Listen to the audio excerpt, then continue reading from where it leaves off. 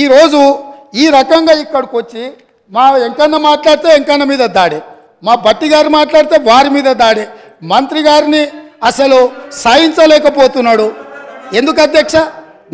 నేను ఒకటే అడుగుతున్నా అధ్యక్ష, ఈ కాళేశ్వరం ప్రాజెక్ట్ అనేది తెలంగాణకు వరప్రదాయిని కాదు అధ్యక్ష, వీళ్ళ పుణ్యమా అని కాళేశ్వరం ప్రాజెక్టు తెలంగాణ సమాజానికి ఒక కలంకంగా మారింది అధ్యక్ష.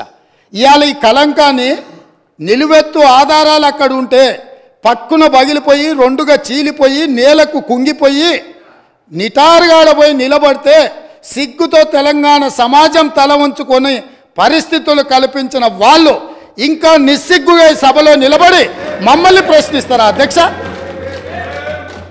ఆనాడు జరిగిన తప్పిదాలను సరిదిద్దడానికి ఉమ్మడి రాష్ట్రంలో సమైక్య పాలనలో తీసుకుంటున్న నిర్ణయాలు తెలంగాణ సమాజానికి మేలు చేకూర్చడం లేదు అనే ఎన్నో ఒడిదుడుకులను ఎదుర్కొని 4 కోట్ల తెలంగాణ ప్రజలకు 60 సంవత్సరాల ఆకాంక్షను అమలు చేయడానికి శ్రీమతి సోనియా గాంధీ గారు తెలంగాణ రాష్ట్రం ఇచ్చిండ్రు అధ్యక్ష. అట్లా ఇచ్చిన తెలంగాణను వీళ్ళని నమ్మి వీళ్ళ చేతిలో పెడితే 10 సంవత్సరాల దివాలా తీయించి కొల్లగొట్టి ప్రాజెక్టులు పక్కున బలిగిపోతుంటే దాని మీద క్షమాపణ చెప్పకుండా ఇంకా ఎదురుదాడేంది అధ్యక్ష? ఏంది ఇదా అధ్యక్ష పద్ధతి? ఈ నివేదికను కాదంటాడా? ఈ నివేదిక వాళ్ళు అధికారులను వాళ్ళు నియమించలేదంటాడా? లేకపోతే ఈ నివేదిక సంబంధం లేదంటాడా అని నేను అడుగుతున్నా అధ్యక్ష. ఇవాళ మాజీ మంత్రి హరీష్ రావు గారిని నేను నిలదీస్తున్నా. మీరు బాధ్యులు, మీరు ఈ దుర్మార్గాలకు పాల్పడ్డది మీరు. మిమ్మల్ని ఎందుకు 2014 నుంచి 18 వరకు మిమ్మల్ని చంద్రశేఖరరావు గారు మంత్రిగా కొనసాగించి 18లో ఎందుకు మిమ్మల్ని మంత్రిగా బర్తరఫ్ చేసిండని నేను అడుగుతున్నా. మీరు ఈ దోపిడీలో ఆ తర్వాత వచ్చిన చంద్రశేఖరరావు ఈ శాఖకు మంత్రి, ఈ పాపాలకంతా వాళ్ళిద్దరు కారణం కాదా అధ్యక్ష?